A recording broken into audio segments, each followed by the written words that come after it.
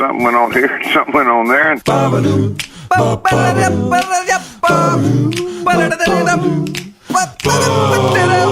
tonight on Taggart and Torrens, the great Jeff Merrick stops by to talk Olympic hockey. It's Ask Ronnie with Ronnie Tagert, and what'll happen when Officer Jim Leahy calls Ronnie? No idea, but stay tuned to find out. Coming up on TNT. Let me ask you this right quick, you know what I mean? Well, hello, Jonathan. Jeremy Taggart, episode 3, here we go. How's it going? It's going great. This is our first, we should tell the people, it's our first remote. I'm in Halifax, Nova Scotia. Yes, and I am in Toronto. We have the east and middle coasts sorted right now. Through the miracle of technology, here we are communicating. What will they think of next? A phone with no cord? I got that right here beside me, and that's how we're talking. I don't believe you, Jeremy. No, I'm telling you right now. Hey, so let's just get into a little bit of news that we can't get away from again. Rob Ford, again, with his brother Doug. It's like the story that keeps on giving. I'm so sick of it, and yet I'm in so deep, I feel like I can't bail now. The latest on this, of course, Robin Doolittle's book, Crazy Town. The rights have been optioned. Yes. There will be a film version. Who should play Rob Ford, Jeremy? I think Will Sasso would be a great Rob Ford. Good choice. Because he's funny, and what he did with Kenny Rogers on Mad TV, that definitely would say that he's the man for the job. Plus, he's Canadian. He's a great comedic actor. I could really see him pulling it off. And kudos to you, because that's not a name I've heard bandied about. Mine's a little more outside the box. You ready? Yes. Tatiana Maslany from Orphan Black. She plays Rob Ford and Doug Ford. We know she can do multiple characters. She has the acting chops to pull it off. It would require a buy-in on the part of the viewers, but that's where my money is. So Rob and Doug decided to put together a YouTube channel called Ford Nation. And if you look up their little clip, it's pretty hilarious. There's some really awkward shots of them looking into the camera and trying to smile and not really, and saying some saying some witty repartee and bad fat jokes, and just serious 9 out of 10 uncomfortability. It's never occurred to me before how close Rob and Doug is to Bob and Doug. That's what they should do with their YouTube show. They should be like hosers. But they kind of are, but it's not funny, so it just becomes like a breaking TV over and over. It's just did you see the face that it opens up, and the actual smile that Doug has is literally like you walked into a car lot and he's about to sell you something. You know, what the world is waiting for is the Rob Ford neck nomination video, because you know that's on the way. Have you seen this trend the kids are doing? Neck nominations, this is when I guess someone does, not just, it always involves drinking, but it can involve something ridiculous and drinking, and you basically are daring someone to top what you just did or copy what you just did. And it's getting to the point where we've had a death and countless people getting way too drunk. It's insane. This is the thing with technology. I mean, not only are the kids getting banged up now, but they have the technology to videotape it and watch it back and play it back at parties. A couple of years ago, kids were going into the K-hole where, or everybody was doing roofies and passing out, and one person would stay sober and videotape the thing, and then when everybody kind of came to, they'd watch it back. We didn't have that stuff. That's intense. I saw a photo of, I guess it was a woman in the UK. Her son had been playing with his friends, and he couldn't have been maybe, 18 or 19 years old, and he's literally, his eyes are completely red, his face is all bloated, and there's throw up and puke everywhere on his body, on the couch, on the table in front of him, and it's basically just his mother saying, "Here it is. This is what's happening. He could have died. Is this really funny?" Share and I don't know how I feel about her taking a picture of that. Well, I mean, if you see the actuality of what it does to somebody, I think you need to do it. If somebody is dying and you're seeing a concerned parent, I don't know. I guess the way kids are and the way that kids get each other going, I don't think that's going to help them, but at least the awareness for everybody else to see the ramifications, at least. It just seems like the experimenting starts so much earlier now, and you've exhausted kind of risky behavior by the time you're 13. I mean, not like we didn't drink, not like we didn't experiment. When I was 15, I worked at McDonald's, in Halifax, and I got kicked out of the McDonald's at midnight because I chugged a quart of gin. Went home, got sick in my bed, and was back at 6 o'clock with vomit in my hair making Egg McMuffins. Not proud of it, but that was that was a work ethic.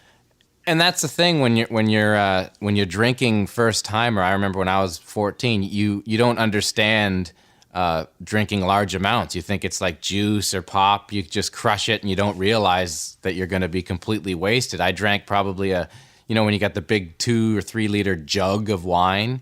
I was 14 and me and my cousins and brother crushed all of it. We just drank as much and everybody was impressed with how fast me and my brother could drink. And within, 4 or 5 hours, there was just brown puke everywhere. We were in the halls of the apartment, just all over the place.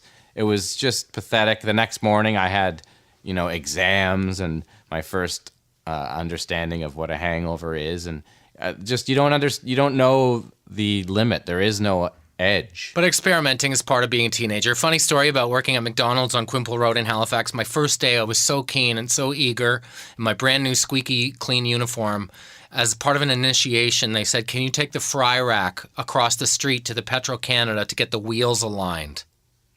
So I wheeled the French fry rack in my uniform across busy rush hour street to the garage across the way, and the mechanic said, turn around, bud. And I turned around, and all the patrons and everybody that worked at McDonald's, nose pressed up against the glass, pointing and laughing. I just going, there's Jonathan with the puke in his hair. I just wanted to please. And the other thing, you're right. When you're a kid, you don't really feel hungover. You're just kind of like, what's going on here with my body? You feel like a sponge or something. Speaking of hungover, how much do you think the Olympians party in Olympic Village? Do you think you get banged up a couple nights before your event, or do you think there's no drinking till you're finished? I don't even know if there's liquor in the Village. Do you? Yeah, you know what I think? I think they're so hardcore with the actual how serious they are. I think maybe the NHL players are probably the only ones that would really party or understand what partying is. Think about when you're an Olympic athlete from the age of 14 to the time you compete. That all you're doing is working out, practicing, trying to get better.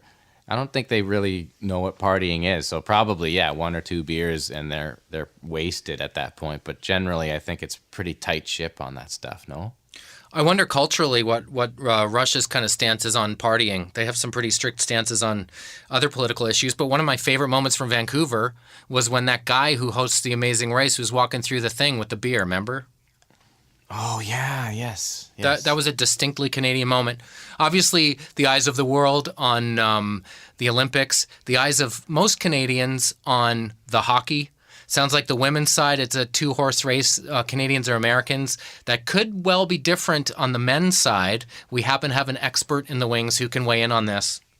Mr. Jeff Merrick, a good old friend of mine and pretty much the best mind in hockey in my perspective. We're going to give him a call in 2 seconds here. You're listening to TNT.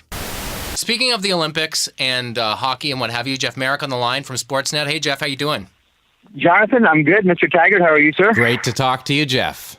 Marek, first of all, can we be on a last name basis? Yeah, man. What's up, Torrens? I like it. Well, Taggart and Torrens were wondering, Marek, I have a theory about this whole Marty St. Louis thing, and I'd like to start there. I know it's kind of old news a few days ago now. I think there were folks who thought Giroux was a reasonable front runner. My instinct is because they figured Crosby and Giroux in the room might be toxic. Is that what put St. Louis over the edge? It's funny because when I first, heard that Claude Giroux was in the running, the Battle of Pennsylvania and the Battle of Keystone State and how much those two teams hate each other, I kind of went back to the 1987 Canada Cup, which you guys well remember with Canada beating Russia at Copps Coliseum. And that Team Canada was comprised of two teams mainly that couldn't stand each other, just played in a very volatile Stanley Cup final, which is the Flyers and the Oilers. There was the Philadelphia Flyers camp on one side of Team Canada and the Oilers camp. And Wayne Gretzky had to bring, both sides together. Interestingly enough, when they had their practices, they would go to Chez Paris afterwards for lunch. So all Team Canada came together over bad steak at a strip joint in Montreal. As per usual. Well, it's Canada, ladies and gentlemen. Let's just be this is how friends come together over cheap draft and naked women. So and are guys in an Olympic environment able to set differences like that aside, do you think? Totally, absolutely, 100%. So if it had been Giroux and Crosby, they would have been able to bury the hatchet just for the next couple of weeks? I think in a situation like that, you plug your nose and you say to yourself, like, look, I don't need to like you or your team in order to do business with you. I think at that point, by the time you make it to the NHL, you've played with enough guys that you've hated and put up with on various teams along the way, and consider the nature of free agency now as guys change jerseys every single season. I mean, your hatred lasts as long as the season is long, and then I think afterwards you just put it in the rearview mirror. I mean, not everyone gets along on every team. I mean, not everyone on a TV show gets along, not everyone in the band gets along, but you just sort of put differences aside to do your craft and make your art. I don't think hockey's any different. It's amazing how Canadian analysts in hockey love to already, they're breaking down the lines, and they just got off a plane ride overnight, and they're talking about who's playing with who. But to be honest, is the real question who's starting goal? I mean, in my heart, I think that Luongo's kind of earned that spot as a veteran, and it's kind of his job to kind of lead. But do you go with the hot guy at the moment, or we're talking about the Olympics here, aren't we? Yeah, you are. And, one bad decision, whether it's, one choice of goaltender or bad defense combination on a penalty kill, can be the difference between you getting a medal and you going home with nothing around your neck. I think, obviously, the big decision is the netminder. But when it really comes down to it, and this is, no disrespect to all the coaches who, from Dan Bilesma to Mike Babcock, who work very hard and take their jobs very seriously. Guys, we've seen this in tournaments before. Don't you think it just comes down to which team has the character guys who are going to stand up and say, F this, we're going to win a medal. Yeah. Well, you can forget about your systems and all that all your coaching, but whichever team has the players with the biggest stones is going to win the gold medal. Well, came out today that the three goaltenders are sharing a room, so they're going to have to get on board with each other right away, right out of the gate. Yeah, learn to get along, guys, because it's funny too as you sort of slot the goaltenders, and clearly Mike Smith will be slotted as number 3. I don't think anyone thinks he's going to get a start against either Norway or Austria. Then you flip a coin, I think, for the game against Finland, and you pick the goalie and you ride him. It's one of those scenarios whereby, much like Marty Turco, I guess, in 2006, if we're seeing Mike Smith guys in the Olympics, Canada's in trouble. Yeah, Canada's in a something has gone horribly wrong. How would you like to be Mike Smith, knowing that if you're in net, things have gone really bad for the team? No pressure. Not so good, Al. I can feel his pain already. But I guess with the NHL players being the only millionaires that are staying in the athletes' village in Sochi, do you think this is going to be an issue for these guys staying in these rooms? I don't think so. I mean, when you consider, I know a lot of guys have made a lot of money and are living in very nice houses now. But I mean, all the backgrounds of these guys, whether you're staying, at billets homes when you play in junior, or you're staying in cheap hotels when you're traveling around before you turn pro. This isn't really new territory. Specifically for a lot of Canadian kids. And, not to wave the flag here too much, but have you ever heard a Canadian complain about accommodations? Never. Like never. Any athlete? I mean, I remember being in Beijing working the 2008 games when I worked for CBC, and the big story was how much the basketball players were complaining about accommodations, and they got moved into one of the most luxurious hotels in Beijing. Could you imagine that Canadian hockey team even raising a stink about that? I bet they make their own beds every morning. And I bet they're immaculate as well. I bet they're immaculate, Torrens. I really bet they are. So I don't think it's a big deal. I think hockey players, they're the most humble of all the athletes in the major sports. I can't see Ian raising a fuss. Steve Yzerman was saying that it won't be the size of the ice surface. It won't even be the time change that's going to be problematic potentially. It's the fact that these are marquee players used to playing 20, 25 minutes a night who are suddenly going to be playing 11. Is that a factor as far as conditioning goes and ego?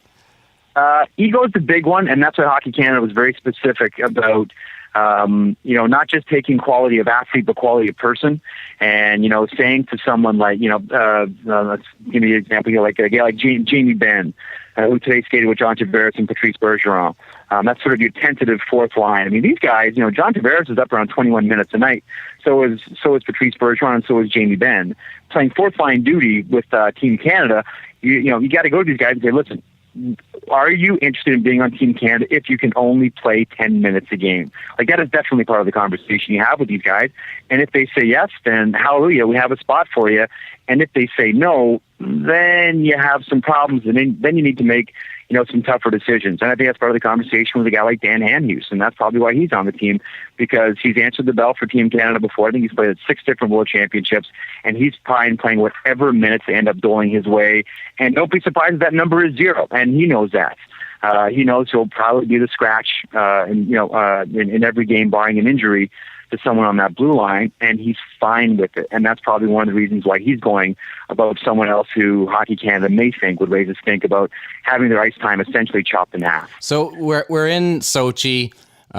What's more important to you, with the $50 billion that Putin has spent, and who knows how much that actually went into the actual build of the Olympic Village and everything else? But I don't think too much of it. Of that money.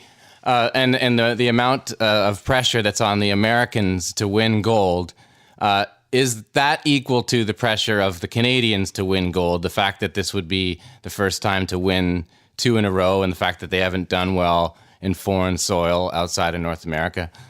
What do you think?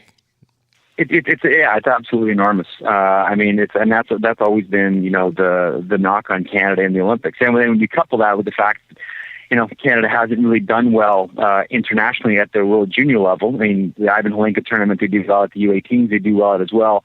But as far as international competition with Team Canada of late, the narrative hasn't really been a good one. And the knock has always been on Canada. It's great when you're playing on the 200 by 85 ice surface, but when you stretch it out and you go to Europe and there's that extra 15 feet around the boards, Canada just doesn't do well. There is extra pressure. There's always pressure to defend a gold medal. And for Canada, it's gold or bust. Silver is a failure. All those players know it. The coaching staff knows it. And Hockey Canada knows it. But having said that, when you look at Vladimir Putin himself, who kind of fancies himself as an athlete, more specifically, kind of fancies himself as a hockey player. Yeah. I mean, I'm not sure if you guys have seen the videos that are out there of him hacking around, right? Yeah. Well, isn't the Olympics to him are about hockey? That's probably the gold medal in hockey that's the number one thing for him, right? That's it. 100% Tag. 100% right. I mean, that's what this guy is all about. So, yes, there's pressure from Hockey Canada on Team Canada. Yes, there's pressure on USA Hockey. I mean, they're, one shot away from winning gold last time in Vancouver. But the amount of pressure on the Russian team to win gold, considering that hockey is the sport of choice for Vladimir Putin, and that he's out there skating and playing hockey. And let's not forget, too, from a propaganda model point of view, this isn't just, the best Russian hockey players from the NHL. There's a pretty healthy sprinkling of guys from the KHL as well. So this is something that Russia wants to trumpet as, our guys are on par with the NHLers.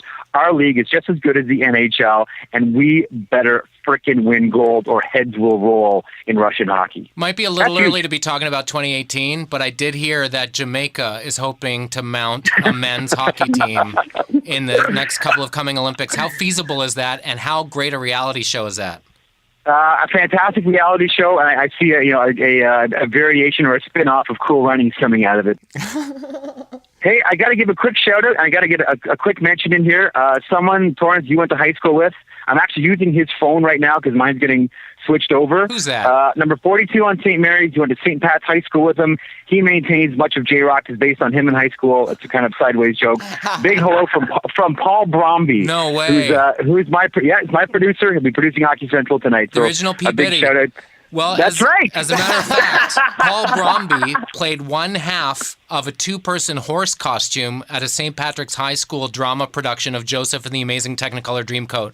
They needed long spider-legged motherfuckers to do it, and Bromby and Craig Ilsley were the 2 guys in the horse costume. No, was it a horse? Because Bromby told me the story. He said it was a camel, and he was the front half of the camel, and someone else was the back half of the camel. Oh, it might have been a camel. Yeah, but if he's still the same guy, you better hang up the phone, Merrick, because he wouldn't get off his wallet to pay for extra roaming fees. It's a long-distance call out here.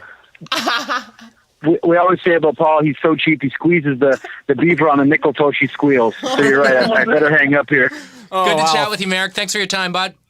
Thanks, boys. Thanks, Paul, as well, for that. That's a great story. That's a nice little backup action right there. By the way, fantastic basketball player in his own right, and has gone on to have an illustrious career in Canadian broadcasting. That was Jeff Marek. Speaking of broadcasting greats, the great John Dunsworth, on the way. You're listening to Taggart and Torrens. We'll be right back. Cocktail, please. Welcome back to TNT. We have the lovely and talented John Dunsworth here. Everybody would know him as probably Mr. Leahy from the Trailer Park Boys camp, but I know him to be a deep and thoughtful thinker. Mr. Dunsworth, how are you today? 100%.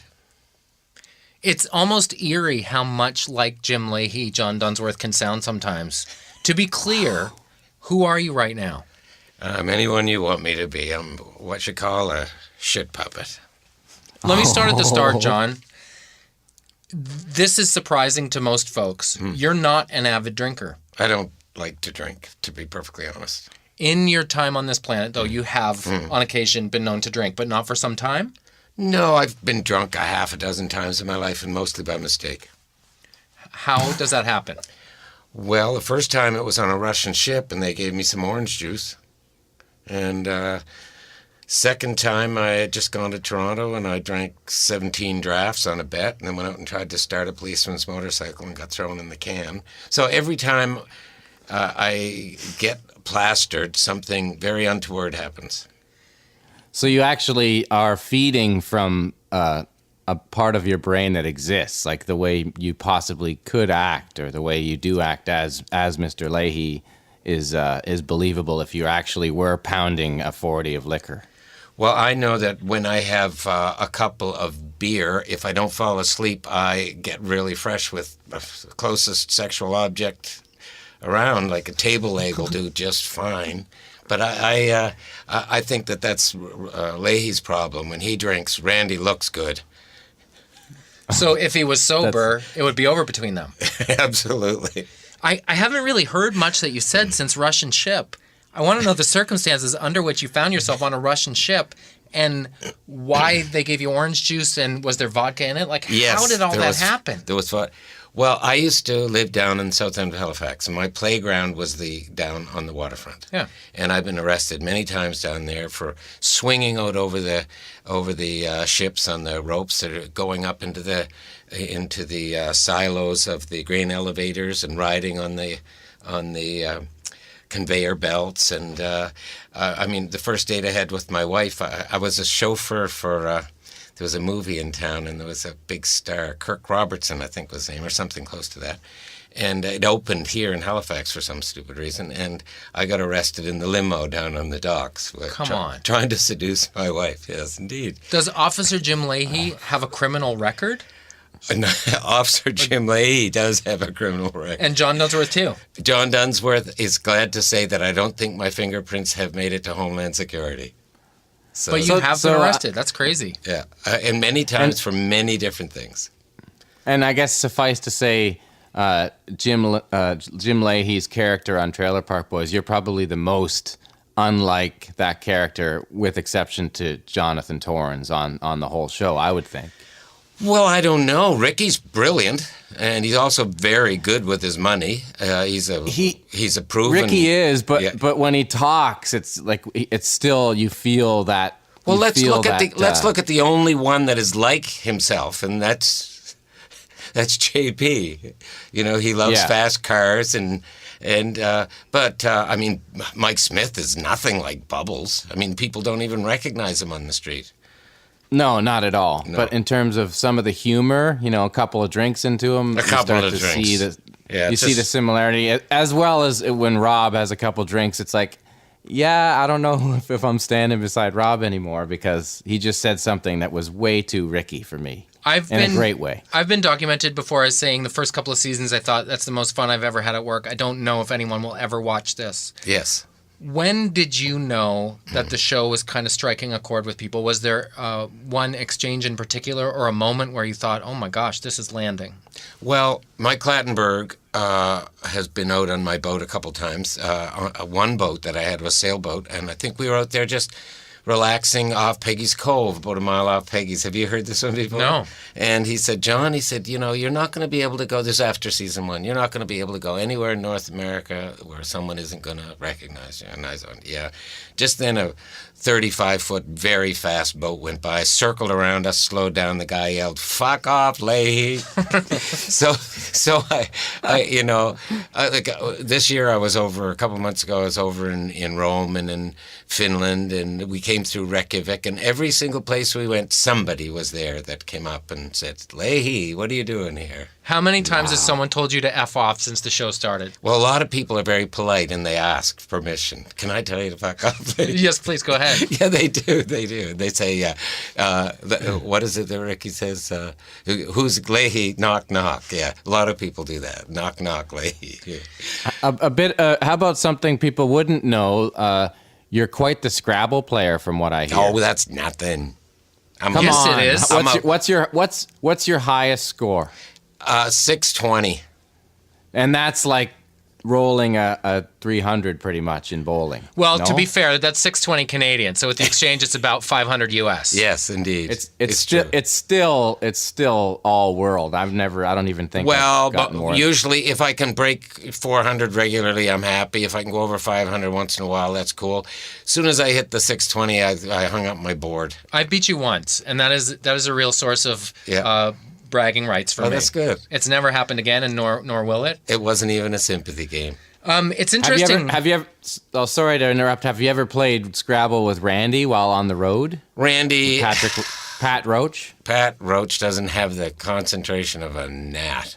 He's when we're on the road, he and I are really busy in our own separate agendas, and we very seldom get together. When we check into the hotel, he says, "Can you put us on different floors?" That's how it is. Really? Wow. Yeah, because he snores. I'm glad. But I've been on the road with you guys a little bit, and certainly in the early years, you're both heterosexual men, but the lines between Randy and Leahy and John and Pat kind of blurred a little bit. Yeah. One of you books the flights, the other one makes the lunch, one of you books the car, the other one drives. Yeah. What is your relationship with Pat Roach in real life? Do you have anything left to talk about? No. Do you guys just sit in the car and like not talk for a 6-hour drive? Oh no! On a day off, we have a little inspiration, and then we build on what we're doing, or practice something we haven't done, or talk about. Pat's got a lot to talk about right now, so I talked to him today earlier and just said he's ready for Wednesday, and he said yes, and he said he was really looking forward to having a dose of John Dunsworth.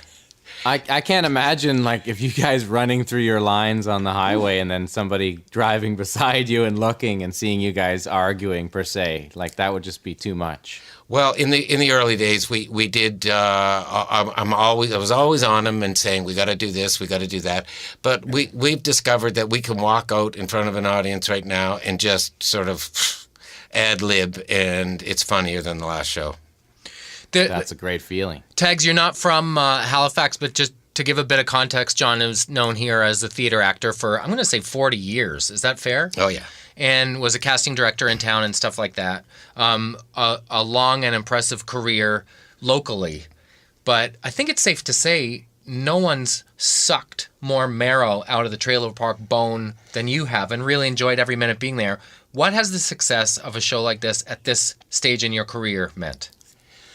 Well, for me, it has given me more work, because on the back of the Trailer Park Boys, I got auditions, and from them I got roles, and from that I got money, and from that I got independence, and from that I feel happy because my bills are paid, my mortgage is done. So I'm able to do lots of stuff. Right now, if I could tell you the 10 different things I was involved in this year coming up, and that's the way I love it. I love to be busy. I mean, I just played a role at Neptune. One of the lines was, I love work. I love talking about it, dreaming about it, and it's absolutely true. I love to work. People wouldn't know that Sarah is actually your daughter. Yes, that's actually on the show, right? Yep. Sarah Dunsworth from the Trailer Park Boys. Wonderful, Sarah. How did that come about? Well, I think it was because it was in the cards. When she was about 5 years old, she was a star on the stage at her little school, and then at 8 years old, she was in movies. She did radio drama. and she kept her hand in it all the way along. She was first AD, assistant AD. She was, security. She's right now. She's deeply into wardrobe and loves it, and she's thriving. John's daughter Molly, also a talented actress. John's daughter Zoe, a casting director around town. They're hot-looking tunas, and they're nice gals to boot. Yep. Do you find you're still parenting them, young women in their 20s, or is your job done? I wish sometimes I wish that they'd come home. Molly stayed with us last year for a bit because she was working down our way. And Molly, by the way, did 5 films last year. Wow. And she's very hot. She, by the way, did you see Hobo with a shotgun tag? No. Well, no.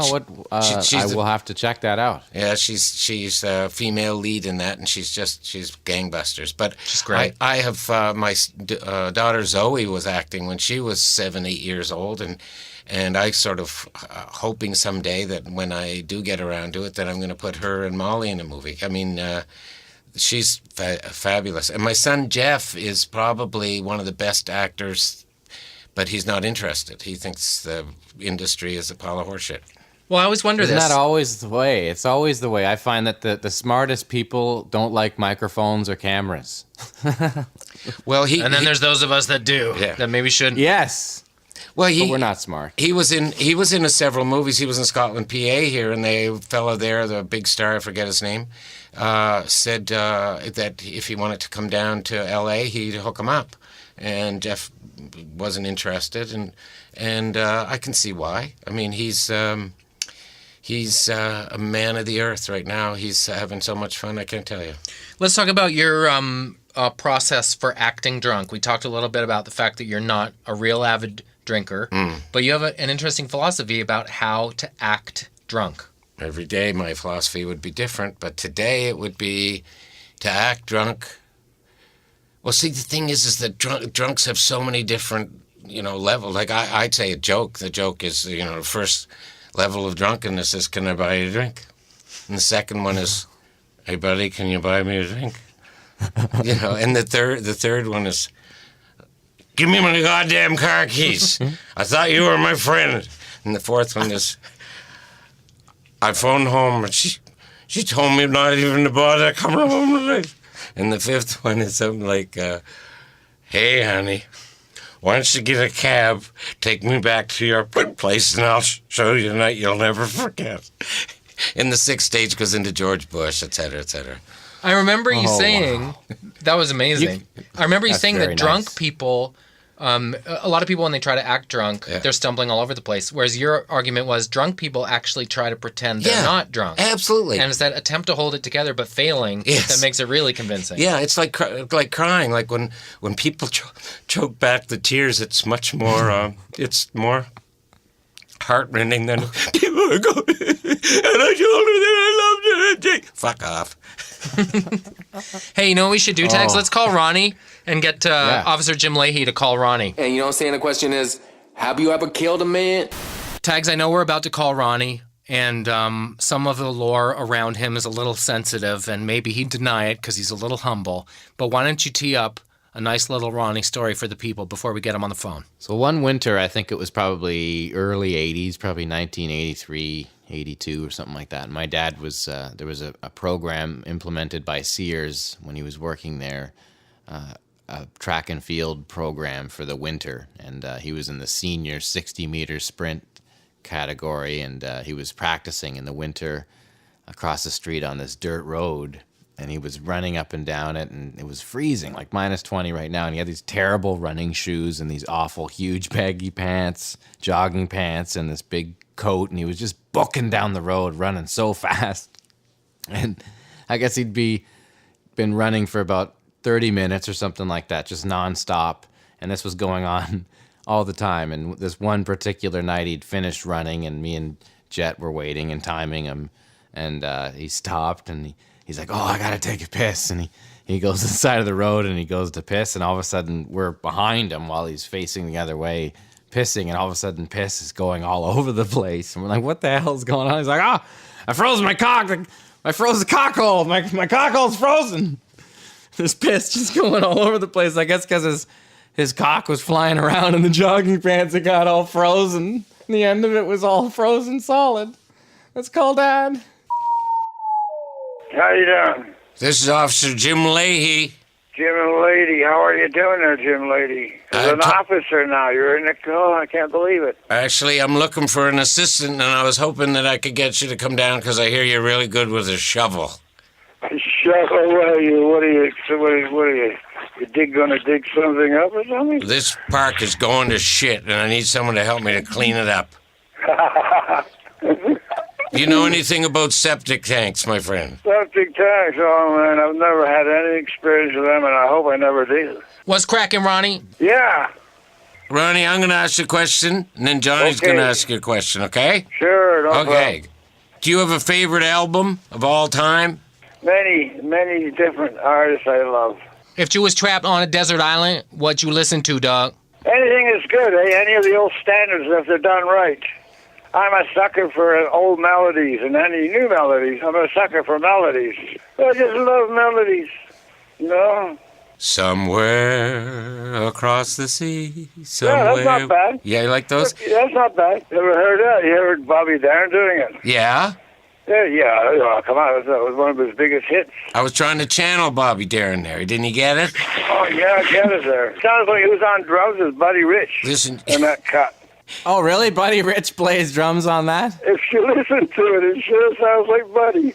Nice. Yeah. Hold on. I got a question Yeah. for you. When your son told you he was going to be a musician, what did you say? Hey, you know, whatever you want to be, you know, I told him what the consequences of taking such a fucking undertaking. Yeah. You know, a lot of practice involved, right? But he managed to do all that, and he came through, stuck with it, man. Never looked back. He gave me quite a bar. He gave me a discussion of like, do you realize that this is, this isn't big fancy concerts and cars. This is going to be cruise ships. You're gonna love it 3 months from now when your hands are all blistered and stuff like that. You know, fuck it all. Anyway, who cares? There's enough drummers on this planet. Exactly, the give up factor. Hey, excuse me, Ronnie, can I ask you something right quick? Okay. Nate Oram be like, how would you describe a breakfast of champions, y'all? Everything, grain, all that stuff, all in one. I do that sometimes. I put all the different ball of cereal from the boxes, all the stuff, and put it in there, and whatever, eat it like that. That way I got a good variety. Did you ever have Beerio with cereal with beer in it instead of milk? No, man. Beer? What, like beer? Beer in a bowl? Yeah, like Beerio. Beer? I've never heard of such a thing. It's like when you take cereal and then you put beer up in there. Oh. It's Beerio. I gotta try that one of these days. Don't. I gotta try that one. So have you had a little drinky poo today? Not today. All I'll be drinking is juice all day. Juice and coffee, man. That's my mainstay. Thanks, Dad, for stopping by again. Peace out, Ronnie. See you later. Yeah. Bye. The great Ron Taggart and the great Officer Jim Leahy in the same cocktail of weird and wonderfulness. That was quite a spectacle. We got a little bit of everything there. It was like watching world-class badminton. I was hoping to have an intro for my suggestion for people who want to lose weight, and they should drink pineapple juice. Is that true? Oh, man, it works for me. And gentlemen should also drink pineapple too, right? Because? Huh? Tags, you know this? No, what is this one? Gentlemen should eat pineapple. Do you know why? Does it make something taste good? It's worth a Google. That's worth a Google. I thought that was strawberries. Let's take a moment to say thank you and goodbye to our dear friend John Dunsworth. Thank you for being here. Can I put in one plug? Please do. I called CBC today. I've heard of them. Yeah, and cross-country checkup. Do you know who's the moderator? Rex Murphy? Yeah, and I suggested they replace him. With who? Anybody. He cuts off any interesting call.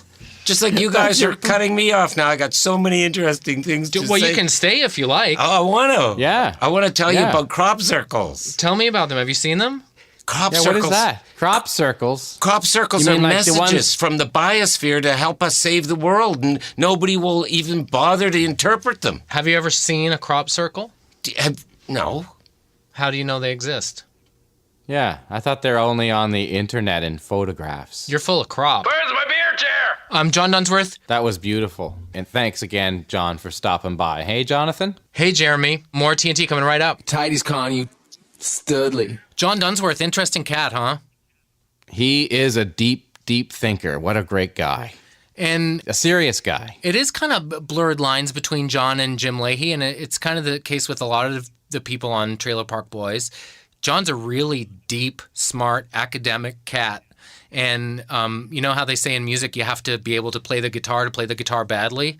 You have to be a great actor to play someone that messed up. And it was nice to see that side of him, for sure, to have another angle of Mr. Dunsworth. So I guess that's it. We're done episode 3 here. Jeff Merrick, John Dunsworth, and Ronnie Tagert. That's a Neapolitan of strange moments on the 3rd episode of TNT. Things are just rolling. Jonavision shirts and Ronographs again for the tweeters. And Taggart and Torrens on Twitter to follow us. And Taggart and Torrens at Gmail to ask any questions. We appreciate your feedback. Don't pull any punches. Thanks for your kind words. It does mean a lot as we get rolling. Thanks for listening. We'll see you next week. Thanks a lot, folks. Good night. Hey, Jeremy, do me a favor. Yep. Take care, bud. You too, bud. Something went on here, something went on there.